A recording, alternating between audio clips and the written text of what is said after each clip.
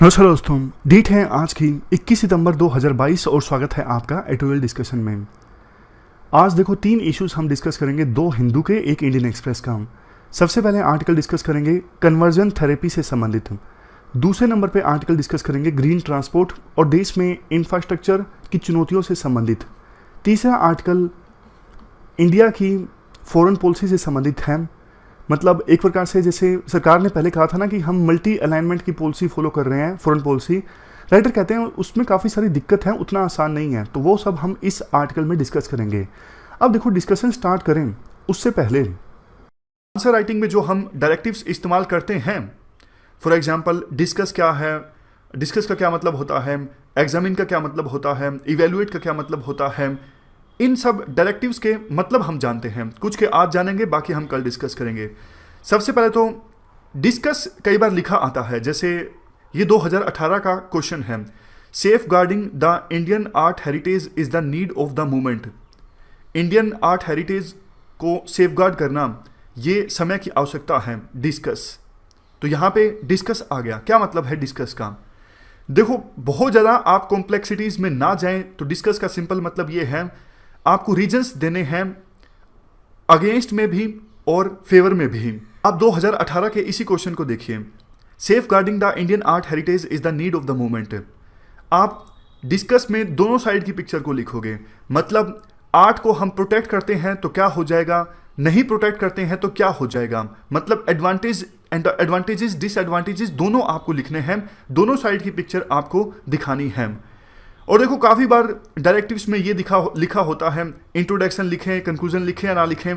देखो इंट्रोडक्शन और कंक्लूजन हर में आपको लिखना है।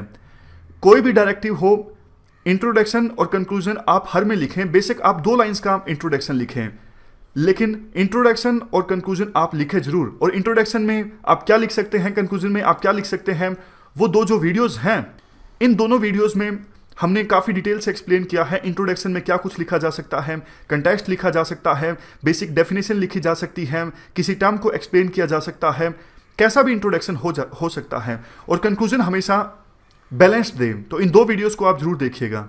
तो ये सारे एग्जाम्पल्स हैं यूपीएससी ने जो क्वेश्चन पूछे हैं डिस्कस पर आधारित, 2016 का, यहाँ पे 14 का है। धीरे धीरे करके इन सबको हम डिस्कस करेंगे। नेक्स्ट डायरेक्टिव है डिफाइन। डिफाइन में देखो आपको बिल्कुल प्रिसाइज टर्म्स में डेफिनेशन देनी होती है, मतलब मीनिंग समझाना होता है किसी चीज़ का। और अगर आपको लगता है कि डेफिनेशन में डिफरेंट इंटरप्रिटेशंस हैं, काफ़ी सारी चीज़ें ऐसी होती हैं कि एक सर्वमान्य डेफिनेशन नहीं होती, मतलब अलग अलग इंटरप्रिटेशंस होती हैं उस चीज़ की। तो आप एक डेफिनेशन देने को बाद, मतलब किसी ना किसी तरीके से समझाने के बाद, आप उसके बाद लिख सकते हो कि और भी काफ़ी सारी इंटरप्रिटेशंस हैं इस चीज़ की। समझ गए? यानी डिफाइन में प्रिसाइज टर्म्स में आपको मीनिंग बताना होता है जिस भी चीज़ का डिफाइन करने को बोला गया है। ये क्वेश्चन है यूपीएससी ने पूछा है 2018 में, डिफाइन मेंटल प्लूम। सिंपल आपको मीनिंग समझाना है मेंटल प्लूम का। तो इसमें तो कोई डिफरेंट इंटरप्रिटेशंस है नहीं। डिफरेंट इंटरप्रिटेशंस तो काफ़ी बार पॉलिटी में, सोसाइटी में, इन जगहों पर आ जाती है। मतलब ज्योग्राफी में तो जो है वो है, डिफरेंट इंटरप्रिटेशंस नहीं होती। उसी प्रकार से नीचे है define blue revolution. Blue revolution का मतलब आपको समझाना है, डेफिनेशन देनी है, और इसमें भी कोई डिफरेंट इंटरप्रिटेशन नहीं है, जो है ब्लू रेवोल्यूशन वही है। नेक्स्ट कीवर्ड या फिर डायरेक्टिव है डिस्क्राइब। डिस्क्राइब जब देखो क्वेश्चन में आता है तो आप डिटेल्ड एक्सप्लेनेशन दोगे। कोई चीज़ घटित होती है तो कैसे घटित होती है और क्यों घटित होती है। जैसे यूपीएससी ने क्वेश्चन पूछा था, आप ये नीचे वाला क्वेश्चन कंसीडर कीजिए, what is water use efficiency. Water use efficiency आपने बता दिया। उसके बाद ये देखिए, describe the role of micro irrigation in increasing the water use efficiency. Micro irrigation का रोल आपको डिस्क्राइब करना है वाटर यूज एफिशिएंसी के इंक्रीज होने में। तो आप बताओगे कैसे माइक्रो इरिगेशन जो है, पहले आप हाउ पे फोकस करोगे, कैसे micro irrigation water use efficiency को इंक्रीज करता है, बाद में आप वाई पे फोकस करोगे, यानी पूरा आप एक्सप्लेन करोगे आखिरकार ऐसा कैसे होता है कि micro irrigation water use efficiency को इंक्रीज करता है और क्यों करता है। आगे नेक्स्ट कीवर्ड है एक्सप्लेन। एक्सप्लेन में देखो आपको डिटेल्ड इंफॉर्मेशन देनी होती है, डिटेल्ड अकाउंट किसी टॉपिक के बारे में।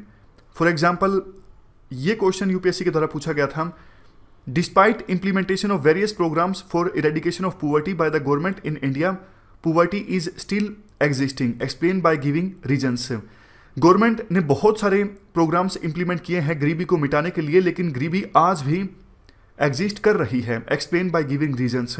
डिटेल्ड अकाउंट में देखो आप ये सारी चीज़ें एड्रेस करोगे. व्हाट, वाई, हाउ, जितने भी ये सारे क्वेश्चंस बनते हैं सबको एड्रेस करोगे. यानी कौन से प्रोग्राम्स गवर्नमेंट ने चलाए हैं गरीबी को मिटाने के लिए, कैसे उनकी इंप्लीमेंटेशन हो रही है, और अगर फेल हुए हैं तो आपको वाई का आंसर देना है, फेलियर क्यों है. सजेशंस भी देने हैं. सजेशंस तो देखो हमेशा याद रखिए, बताने की जरूरत नहीं है. अगर जब भी क्वेश्चन में कोई समस्या के बारे में क्वेश्चन पूछा गया है तो सजेशंस आप जरूर दीजिए. समझ गए. इंट्रोडक्शन, कंक्लूजन, सजेशंस जहां पर भी बनते हैं आप जरूर दीजिए.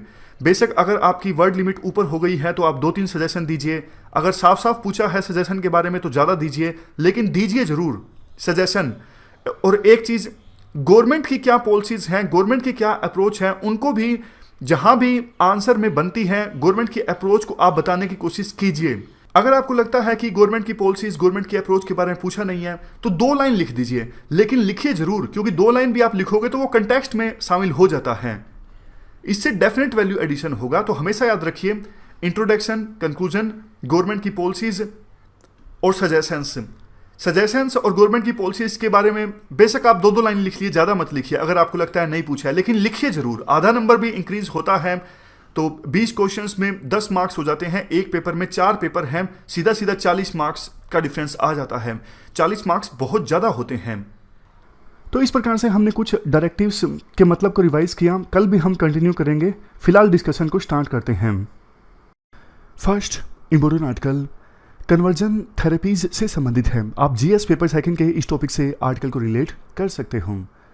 देखो अक्सर ऐसा देखा जाता है कि अगर कोई पर्सन LGBTQ+ कम्युनिटी से संबंध रखता है ना, तो उसके रिलेटिव या फिर उस पर्सन के पेरेंट्स कोशिश ये करते हैं कि उस पर्सन को जो LGBTQ+ कम्युनिटी से संबंध रखता है उसकी कन्वर्जन थेरेपी करवाकर या तो मेल या फिर फीमेल में कन्वर्ट करवा दिया जाए. अब क्वेश्चन उठता है कन्वर्जन थेरेपी होती क्या है. देखो ये एक प्रकार से सूडो मेडिकल प्रैक्टिस है. सूडो मेडिकल प्रैक्टिस मतलब झूठ बोला जाता है कि ये ऑपरेशन किया जाएगा तो आप या तो मेल बन जाओगे या फीमेल बन जाओगे. ऐसा होता नहीं है. क्या क्या चीज़ें होती हैं इस सूडो मेडिकल थेरेपी में, मैं आपको एग्जांपल देता हूँ. जैसे काउंसलिंग, कई बार बोला जाता है कि हम आपकी काउंसलिंग करेंगे, उसके बाद जो आपको लगता है ना कि आप LGBTQ+ कम्युनिटी में आते हैं तो आपका भ्रम टूट जाएगा, आप अपने आप को या मेल समझने लगोगे या female. Next correctional rape, even rape किया जाता है कन्वर्जन थेरेपी के नाम पे. एक्सोर्सिज्म, एक्सोर्सिज्म में क्या होता है, ऐसा बोला जाता है आपको ये लगता है कि आप LGBT कम्युनिटी में आते हो, नहीं, आपके अंदर एक भूत प्रेत का निवास है, हम कुछ ऐसा करेंगे, तांत्रिक जो चीज़ें नहीं होती, कुछ ऐसा करेंगे जिससे भूत प्रेत का जो निवास है आपके अंदर वो ख़त्म हो जाएगा और आप या तो मेल की तरह महसूस करने लगोगे या फीमेल की तरह. नेक्स्ट फोर्सफुल स्टार्विंग, खाना नहीं दिया जाता. इलेक्ट्रो कन्वल्जन, बहुत बार ऐसा होता है कि एनेस्थीसिया देकर इलेक्ट्रिक करंट गुजारा जाता है बॉडी में, इस सोच के साथ में कि ऐसा करने के बाद LGBT कम्युनिटी का पर्सन या तो मेल की तरह महसूस करने लगेगा या फीमेल की तरह. शोक थेरेपी दी जाती है. लोबोटोमी, लोबोटोमी में ये होता है ब्रेन के ऊपर सर्जिकल ऑपरेशन परफॉर्म किया जाता है इस सोच के साथ कि जो पर्सन LGBT कम्युनिटी से संबंध रखता है, ब्रेन को सर्जिकली ऑपरेट करने के बाद वो अपने आप को मेल या फिर फीमेल समझने लगेगा. इसके बाद मैरिज थेरेपी और सबसे लास्ट में रिलीजियस काउंसलिंग, धर्म की काउंसलिंग. तो ये सब एग्जाम्पल्स हैं कन्वर्जन थेरेपी के हैं. सारे के सारे ये सूडो मेडिकल प्रैक्टिसेस, मतलब ऐसा होता नहीं है. LGBT कम्युनिटी से होना देखो ये कोई बीमारी नहीं है, ये नेचर का एक पार्ट है. तो ये सारे प्रैक्टिसेस परफॉर्म करके वो पर्सन जो है, जो LGBT कम्युनिटी से संबंध रखता है, वो अपने आप को मेल या फीमेल समझने लगेगा. ऐसा होता नहीं है, ये सिर्फ एक सूडो मेडिकल प्रैक्टिस है. अगर देखो इसमें से कोई प्रैक्टिस डॉक्टर के द्वारा परफॉर्म की जाती है तो ये तो डॉक्टर के प्रोफेशनल एथिक्स के अगेंस्ट है। नेशनल मेडिकल कमीशन, जो देखो हमारे देश में मेडिकल प्रोफेशनल्स को रेगुलेट करने वाली सबसे बड़ी बॉडी है। नेशनल मेडिकल कमीशन ने ना सभी स्टेट मेडिकल काउंसिल्स को ये आदेश दिया था कि आप इंडियन मेडिकल काउंसिल रेगुलेशन 2002 का जो एक्ट है इसके अंतर्गत कन्वर्जन थेरेपी को पूरी तरह से बैन कर दीजिए। वैसे देखो हमारे देश में ना कोई डायरेक्ट कानून तो नहीं है जो कन्वर्जन थेरेपी की प्रैक्टिस को बैन करे, लेकिन जो डॉक्टर्स इस प्रकार की प्रैक्टिसेस को परफॉर्म करते हैं ना कन्वर्जन थेरेपी, उनके खिलाफ केस जरूर बनता है मेडिकल नेग्लिजेंस का। बट देखो यहां पर भी एक पेंच है। कन्वर्जन थेरेपी को वैसे प्रोफेशनल मिसकंडक्ट डिक्लेयर कर दिया गया है, लेकिन प्रोफेशनल मिसकंडक्ट लागू होता है सिर्फ फोर्सिबल कन्वर्जन थेरेपी पे, कि फोर्स किया जा रहा है किसी पर्सन को। बट देखो दिक्कत पता है क्या है, जैसे पेरेंट्स हैं वो चाहते हैं कि हमारे जो माइनर बच्चे हैं वो अपने आप को या तो मेल माने या फिर फीमेल माने, LGBT कम्युनिटी का नहीं माने, इसलिए वो अपने बच्चों को फोर्स करते हैं कि आप इस थेरेपी से गुजरिए। तो बच्चे शिकायत वगैरह नहीं कर पाते, वो बता भी नहीं पाते कि हमारे साथ फोर्स हो रहा है, तो इसलिए इस प्रकार की जो प्रैक्टिसेस हैं वो चलती रहती हैं। इसके बाद राइटर बोलते हैं, देखो वैसे तो 2018 में सुप्रीम कोर्ट ने अपनी एक जजमेंट में होमोसेक्सुअलिटी को डीक्रिमिनलाइज कर दिया था, लेकिन अभी भी जो LGBTQ+ कम्युनिटी के जो लोग हैं वो अपने अधिकारों की लड़ाई लड़ रहे हैं। वो चाहते हैं कि हमें बाकी नॉर्मल ह्यूमन बींग्स की तरह ट्रीट किया जाए, लेकिन समाज अभी भी उन्हें स्वीकार करने को तैयार नहीं है। लेकिन देखो LGBTQ+ कम्युनिटी के जो लोग हैं उनको भी डिग्निटी से जीने का अधिकार है।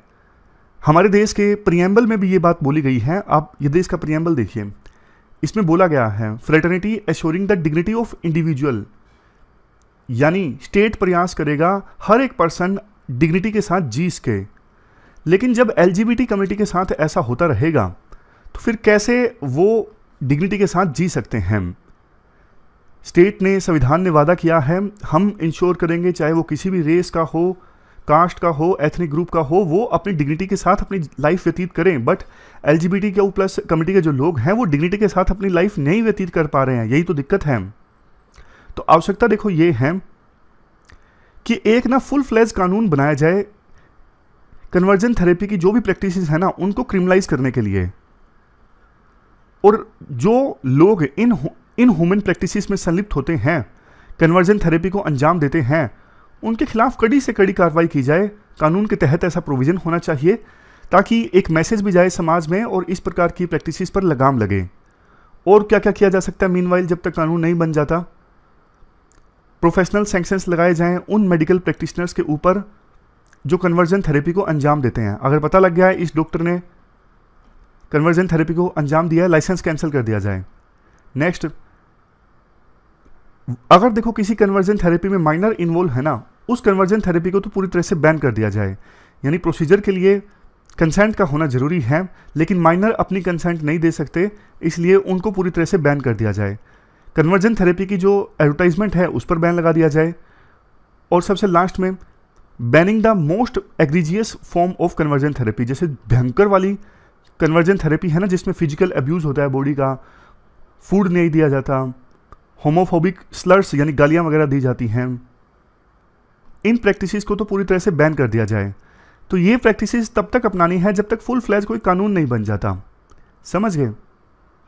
तो ये पूरा आर्टिकल हमने डिस्कस किया कन्वर्जन थेरेपी से संबंधित, जो कि सूडो मेडिकल प्रैक्टिस है। चलते हैं आगे।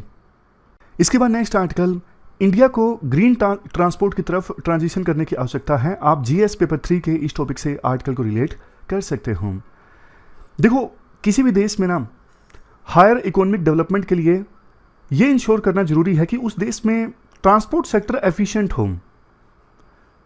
पूरे वर्ल्ड में जितनी एनर्जी कंज्यूम होती है ना उसका 30% तो सिर्फ ट्रांसपोर्ट सेक्टर कंज्यूम करता है। और ट्रांसपोर्ट सेक्टर में जो एनर्जी यूज है 2030 तक हर साल 1% और ज़्यादा बढ़ जाएगा। इंडिया में पिछले कुछ सालों में आप देखोगे तो ट्रांसपोर्ट सेक्टर में बहुत सारी डेवलपमेंट्स हुई हैं, नए नए एयरपोर्ट्स बने हैं, रोड इंफ्रास्ट्रक्चर काफ़ी इम्प्रूव हुआ है।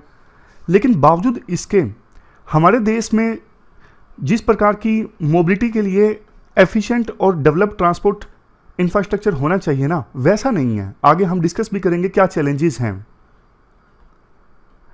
और एक और चीज़ देखो, ट्रांसपोर्ट एक्टिविटीज़ ना सस्टेनेबल होनी चाहिए। ऐसा नहीं कि ट्रांसपोर्ट एक्टिविटीज़ की वजह से एयर क्वालिटी ख़राब हो रही हो, ग्रीन हाउस गैसेस का एमिशन ज़्यादा हो रहा हो, इससे क्लाइमेट चेंज की समस्या बढ़ती जा रही है, एनिमल्स के लिए हैबिटेट लॉस हो रहा है। नहीं, सस्टेनेबल ट्रांसपोर्ट एक्टिविटीज़ होनी चाहिए, अनसस्टेनेबल ट्रांसपोर्ट एक्टिविटीज़ नहीं होनी चाहिए। अब आप कह सकते हो ग्रीन ट्रांसपोर्ट की आवश्यकता है। ग्रीन ट्रांसपोर्ट मतलब ऐसा ट्रांसपोर्ट जिससे इन्वायरमेंट और इकोलॉजिकल बैलेंस जो है वो डिसरप्ट ना हो, इसके अलावा ह्यूमन हेल्थ पर भी नेगेटिव इम्पैक्ट ना पड़े। फिर से बोलता हूँ, ग्रीन ट्रांसपोर्ट मतलब सस्टेनेबल ट्रांसपोर्ट। इसका मतलब ये है ऐसा ट्रांसपोर्ट जिससे इन्वायरमेंट, इकोलॉजिकल बैलेंस और ह्यूमन हेल्थ, इन पर कोई भी नेगेटिव इम्पैक्ट नहीं पड़ता है। समझ गए? जैसे इलेक्ट्रिक व्हीकल्स हैं, एग्जाम्पल हैं ग्रीन ट्रांसपोर्ट के। अब देखो हमारे देश में जो ट्रांसपोर्ट इंफ्रास्ट्रक्चर है ना, उसका करंट स्टेटस क्या है। सबसे पहले रोड्स देखो डोमिनेंट मोड है ट्रांसपोर्टेशन का हमारे देश में आज भी। कंट्री का 85% जो ट्रैफिक है ना, वो रोड्स के द्वारा ही कैरी आउट किया जाता है। रोड्स इंडस्ट्रियल एक्टिविटीज़ में भी मदद करते हैं सामान को एक स्थान से दूसरे स्थान में ले जाने में, मतलब रॉ मटेरियल को इंडस्ट्रीज तक लाने में, और जो फिनिश्ड प्रोडक्ट हैं उनको फैक्ट्रीज से दूर दराज के इलाकों में पहुंचाने में रोड्स मदद करते हैं। इसके बाद पोर्ट्स एंड शिपिंग, देश में मेजर पोर्ट्स की संख्या बढ़ के 13 हो गई है, 7500 किलोमीटर की कोस्ट लाइन है। तो फॉरेन ट्रेड में भी जो पोर्ट्स हैं वो इंपॉर्टेंट रोल प्ले करते हैं। जो फॉरेन ट्रेड होता है हमारे देश का, बाय वॉल्यूम अगर देखें 95% तो पोर्ट्स के थ्रू होता है, और बाय वैल्यू देखें यानी पैसे के हिसाब से देखें तो 67% बाय पोर्ट्स के थ्रू होता है। रेलवेज़ की बात करें, रेलवेज़ तो देखो हमारे देश की मेन आर्टरी है, लाइफ लाइन है, ब्लड लाइन है, आप कह सकते हो, दोनों लिहाज से, ना सिर्फ पैसेंजर्स के हिसाब से देखें और फ्लीट के हिसाब से देखें। आज इंडिया का जो रेल नेटवर्क है वो पूरे वर्ल्ड में 4th लार्जेस्ट है और एशिया में 2nd लार्जेस्ट है। सबसे ज़्यादा रोजगार प्रोवाइड करता है इंडियन रेलवे। सिविल एविएशन की बात कर लीजिए, हमारे देश में सिविल एविएशन इंडस्ट्री जो है फास्टेस्ट ग्रोइंग इंडस्ट्री है देश में।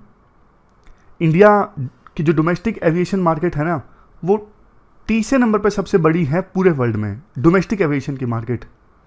और इसके अलावा एयर पैसेंजर्स के हिसाब से देखें तो अभी पूरे वर्ल्ड में 4थे नंबर पे है इंडिया की एविएशन मार्केट एयर पैसेंजर्स के हिसाब से। जल्द ही 2024 आते आते यूके को रिप्लेस करके एयर पैसेंजर मार्केट के मामले में भी इंडिया 3rd लार्जेस्ट बन जाएगा। बट देखो चैलेंजेस हैं बहुत सारे, अलग अलग जो हमने ट्रांसपोर्ट के माध्यम डिस्कस किए ना, उनके अलग अलग चैलेंजेस हैं। सबसे पहले रेलवेज़ के चैलेंजेस। रेलवेज़ नेटवर्क का एक्सपेंशन काफ़ी स्लो चल रहा है। मैं आपको एक एग्जांपल देके बताता हूँ। जब देश आज़ाद हुआ था ना, तो उस समय हमारे देश में ना 50,000 किलोमीटर तक की लाइन बिछी हुई थी और चाइना में 25,000 किलोमीटर की। लेकिन चाइना में आज के समय में ना ऑलमोस्ट 1,25,000 किलोमीटर की लाइन बिछी हुई है। मतलब अंदाज़ा मैं आपको बता रहा हूँ, एग्जैक्ट फैक्ट आप गूगल पे सर्च कर सकते हो। और इंडिया में सिर्फ रेल लाइन हुई है 64,000 किलोमीटर की, यानी अंग्रेज जितना रेल लाइन बिछा के गए थे ना, उसके बाद हम बहुत ही कम रेल नेटवर्क स्प्रेड कर पाए हैं। लेकिन इस मामले में चाइना हमारे देश से काफ़ी आगे निकल गया है। खास करके आप देखिए नॉर्थ ईस्टर्न स्टेट्स में रेल कनेक्टिविटी ना के बराबर है। इसके अलावा हायर फ्लीट ट्रांसपोर्टेशन कॉस्ट। अब इंडियन रेलवेज क्या करता है, पैसेंजर ट्रेन्स का किराया सस्ता रहे, इसके लिए जो मालगाड़ियां हैं ना, उनमें ज़्यादा फेयर लगाता है। मतलब सामान आपको रेलवे से पहुंचाना है ना एक स्थान से ज़्यादा दूसरे स्थान पर, तो आपको ज़्यादा किराया भरना पड़ेगा as comparison to other countries.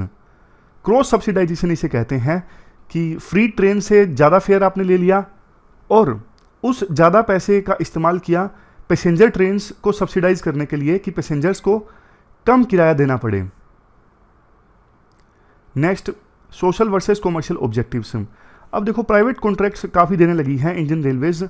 मतलब इंडियन रेलवेज का अब धीरे धीरे कॉमर्शलाइजेशन होने लगा है।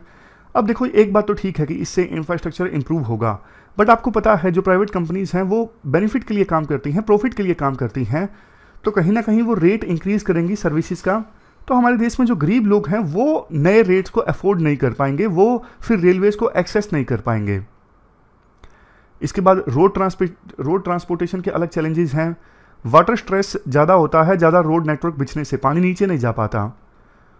रोड नेटवर्क रूरल एरियाज़ में काफ़ी कम देखने को मिलता है। आज भी 70% पॉपुलेशन रूरल एरियाज़ में रहती है, हालांकि अब 65% हो गया। 65% पॉपुलेशन आज भी रूरल एरियाज़ में रहती हैं, लेकिन फिर भी 33% विलेजेस ऐसे हैं जिनके पास ऑल वेदर रोड्स नहीं है। वो मानसून सीजन में कट जाते हैं बाकी इलाकों से। कटने का मतलब ऐसा नहीं है कोई भी आ जा नहीं सकता, लेकिन रोड बहुत ज़्यादा टूट जाते हैं बारिश की वजह से। देश में नॉर्थ ईस्ट के जो इलाके हैं वहाँ पे भी रोड इंफ्रास्ट्रक्चर अच्छा नहीं है। वहाँ पे तो ट्रांसपोर्ट बहुत ख़राब है। नॉर्थ ईस्ट के इलाकों में तो ना रेलवेज़ हैं, रोड इंफ्रास्ट्रक्चर भी अच्छा नहीं है, और वाटरवेज वैसे भी नहीं है। इसके बाद नेक्स्ट है राइजिंग रोड एक्सीडेंट्स। रोड पे देखो एक्सीडेंट्स की तादाद भी बढ़ती जा रही है। हमारे देश में ना, वर्ल्ड में टोटल जितने व्हीकल्स हैं हमारे देश में सिर्फ 1% हैं, लेकिन पूरे वर्ल्ड में जितनी एक्सीडेंटल डेथ होती हैं उसमें से 11% एक्सीडेंटल डेथ सिर्फ इंडिया में होती हैं। जितनी डेथ्स होती हैं ना उसमें से 70% तो स्पीडिंग की वजह से होती हैं, कार ओवर स्पीड करती हैं। 30% डेथ्स हेलमेट ना पहनने की वजह से होती हैं, और 11.5% डेथ्स सीट बेल्ट ना पहनने की वजह से होती हैं। देश में देखो व्हीकल्स ज़्यादा बिकने लगे हैं, लेकिन सड़कों पर ट्रैफिक को कम करने के लिए स्टेप्स नहीं उठाए जा रहे हैं सरकार के द्वारा। ट्रैफिक को कम करने के लिए मतलब जैसे जगह जगह पे स्पीड लिमिट के साइन होने चाहिए, लेकिन बहुत कम जगह हमारे देश में ऐसा देखने को मिलता है। इसके बाद एयरवेज ट्रांसपोर्टेशन में क्या चैलेंजेस हैं? एक्सेसिबिलिटी के चैलेंजेस हैं।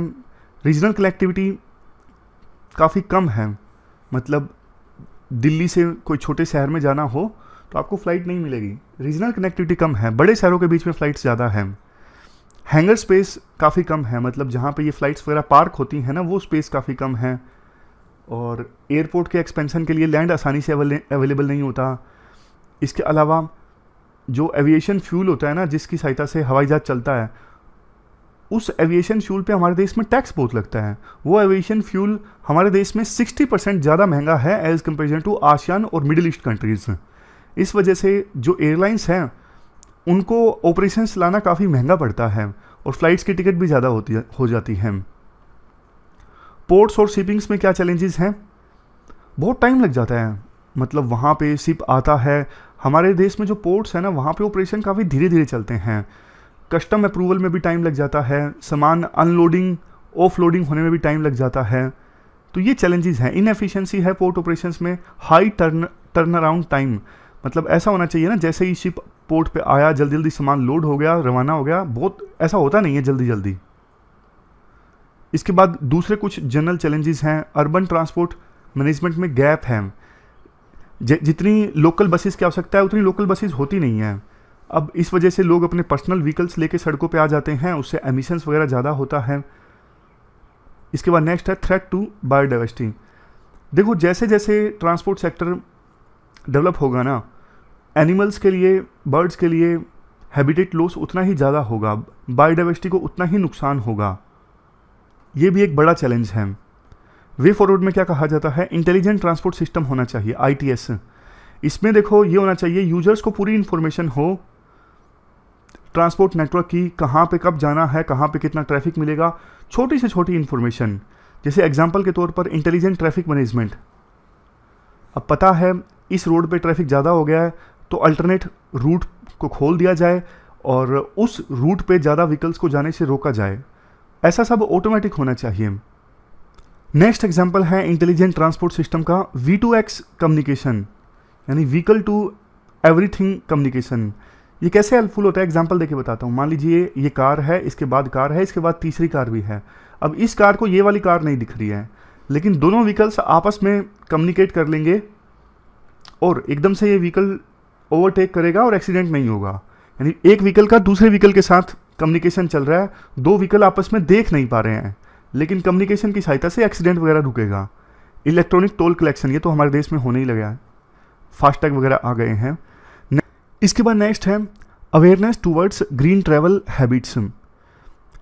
लोगों को भी देखो जागरूक करने की आवश्यकता है कि कैसे कैसे जो ट्रांसपोर्ट सिस्टम की प्रॉब्लम्स हैं वो बढ़ती जा रही हैं। इसलिए आप नॉन मोटराइज्ड व्हीकल्स का इस्तेमाल कीजिए, जैसे साइकिल वगैरह। अपने व्हीकल्स को प्रॉपरली मेंटेन करके रखिए ताकि ज़्यादा एमिशन ना हो, सेफ ड्राइविंग प्रैक्टिसेस को अपनाइए। इन कैंपेन से फ़ायदा ये होगा, इंडिविजुअल्स, फैमिली, कम्युनिटीज़ ये सब एंकरेज होंगी और ग्रीन ट्रैवल हैबिट्स को ज़्यादा से ज़्यादा वो अडोप्ट करेंगी। इससे ज़्यादा कम से कम पोल्यूशन होगा। नेक्स्ट है resilience, equity and sustainability in transport, मतलब रेस्ट। रिजिलियंस का क्या मतलब है?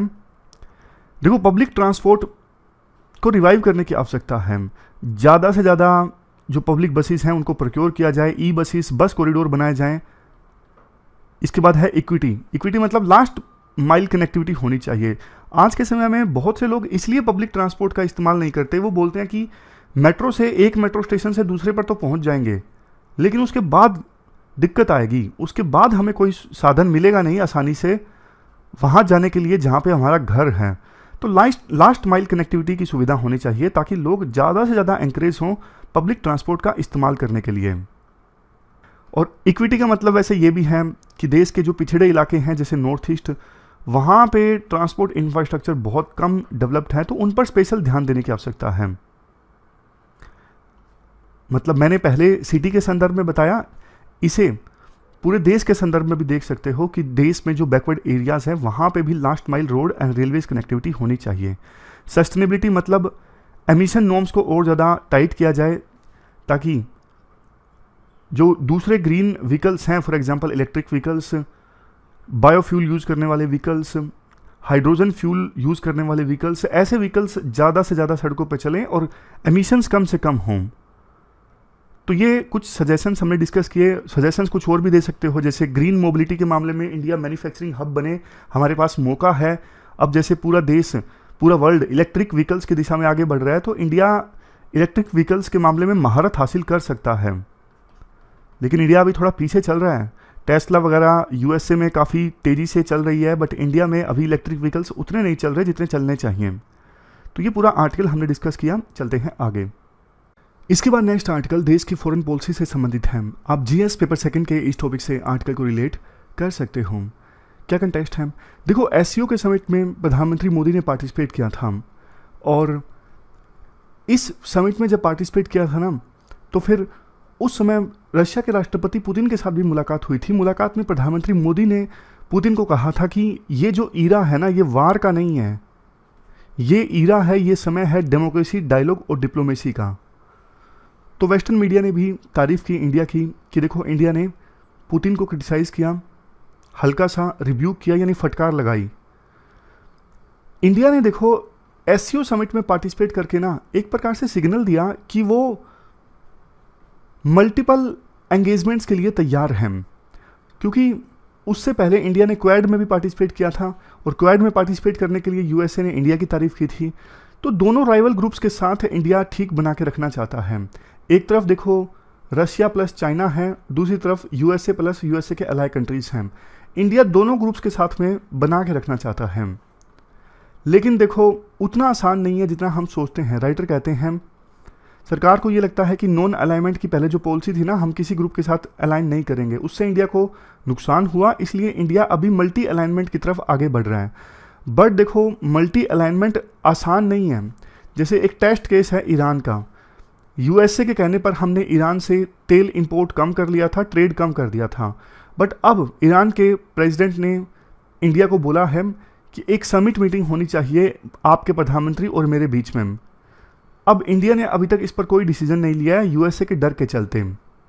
अगर हम ईरान से ऑयल इंपोर्ट करते हैं तो इंडिया को फ़ायदा होता है, लेकिन यूएसए के प्रेशर के चलते नहीं कर पा रहे हैं। और चूँकि हम ट्रेड नहीं कर रहे हैं ईरान से, छबार कनेक्टिविटी प्रोजेक्ट जो है उसका भी मैक्सिमम यूटिलाइजेशन नहीं हो पा रहा है। समझ गए? तो मतलब मल्टीपल जो एंगेजमेंट्स एक ही समय में उतना आसान नहीं है जितना कि इंडिया सोच रहा है। अब देखो, हाल फिलहाल में इंडिया ने क्या किया, हमारी फॉरेन पॉलिसी ना थोड़ी पैसिव रही है। यूक्रेन के इशू पर यूनाइटेड नेशंस में इंडिया ने वोट नहीं किया, एब्सटेन किया, बट क्या इससे यूक्रेन में पीस आया? नहीं। हालांकि मैं तो ये सोच रहा था, मतलब राइटर कहते हैं कि वोट नहीं किया, एब्सटेन किया, इसलिए पीस नहीं आया। इंडिया वोट कर देता तो कौन सा पीस आ जाता? सोचने की बात है ना। इसके बाद नेक्स्ट, श्रीलंका और अफगानिस्तान में इंडिया की फॉरेन पॉलिसी कैसी रही है? सिर्फ पेपर्स पर रही है, इफेक्टिवली इंडिया ने कुछ ज़्यादा नहीं किया है। लेकिन श्रीलंका के केस में तो इंडिया ने काफ़ी कुछ किया है। श्रीलंका के केस में इंडिया ने इतनी मदद की है, क्रेडिट ऑफ लाइन श्रीलंका के लिए ओपन की है। पता नहीं राइटर किस सेंस में ये कह रहे हैं कि श्रीलंका और अफगानिस्तान के मामले में इंडिया की फॉरेन पॉलिसी सिर्फ पेपर पर अच्छी लगती है, रियलिटी पर नहीं। श्रीलंका की तो अच्छी खासी मदद इंडिया ने की है इस मुश्किल की घड़ियों में।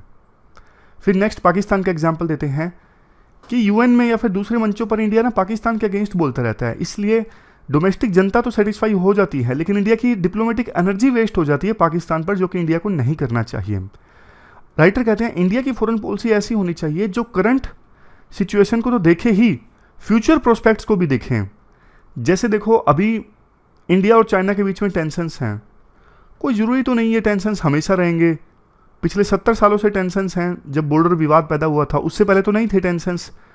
हालांकि उसका एक रीज़न ये है, पहले डायरेक्ट बॉर्डर भी नहीं था इंडिया और चाइना के बीच में, तिब्बत बीच में आ जाता था, लेकिन आज़ादी के बाद चाइना ने तिब्बत पर कब्जा कर लिया, इस वजह से इंडिया और चाइना के बीच में डायरेक्ट बॉर्डर आ गया। लेकिन देखो कल को ना सिचुएशन चेंज हो सकती है, हो सकता है चाइना की इकोनॉमी स्टैग्नेट कर ले और इंडिया की इकोनॉमी तेज़ी से बढ़ जाए, तो फिर चाइना उतना एग्रेसिव नहीं रहेगा जितना आज एग्रेसिव है इंडिया के अगेंस्ट। फिर रिश्ते खराब होने का कोई कारण नहीं बचता। रिश्ते खराब है ना वो सिर्फ बॉर्डर डिस्प्यूट की वजह से है और चाइना एकदम से ग्रो हो गया उसकी वजह से है, लेकिन ये सिचुएशन आगे जाके चेंज भी हो सकती है ना। तो इंडिया को फ्यूचर देखते हुए भी अपनी फॉरेन पॉलिसी डिफाइन करनी चाहिए। जैसे एक और एग्जांपल देते हैं न्यूक्लियर थ्रेट का। देखो हमारे जो पड़ोसी देश हैं, जैसे चाइना का ही एग्जांपल लीजिए, चाइना अपनी न्यूक्लियर पावर को बहुत तेज़ी से एक्सपेंड कर रहा है, पाकिस्तान के पास भी न्यूक्लियर वेपन्स हैं। बट देखो इंडिया का नो फर्स्ट यूज़ का डॉक्ट्रिन है, हालांकि चाइना भी बोलता है कि हमारा नो फर्स्ट यूज़ का डॉक्ट्रिन है, बट चाइना अपने न्यूक्लियर पावर को एक्सपेंड तो कर रहा है ना। तो इंडिया को ना काफ़ी खतरा है। पिछले 20 सालों में न्यूक्लियर डोमेन में ज़्यादा कुछ हुआ नहीं है, रिलेटिवली शांति है, लेकिन हमेशा ऐसा रहेगा कोई गारंटी नहीं दे सकता। तो ये भी एक फ्यूचर चैलेंज है। ऐसे ऐसे देखो अनेकों फ्यूचर चैलेंज हैं जिसका सामना इंडिया को करना पड़ सकता है। तो इंडिया को ना सिर्फ करंट सिचुएशन को देखते हुए बल्कि फ्यूचर चैलेंजेस को देखते हुए अपनी फॉरेन पॉलिसी को फॉर्मुलेट करना चाहिए। तो ये पूरा आर्टिकल हमने डिस्कस किया। हमारी आज की इस डिस्कशन में इतना ही है। Thank you very much for discussion.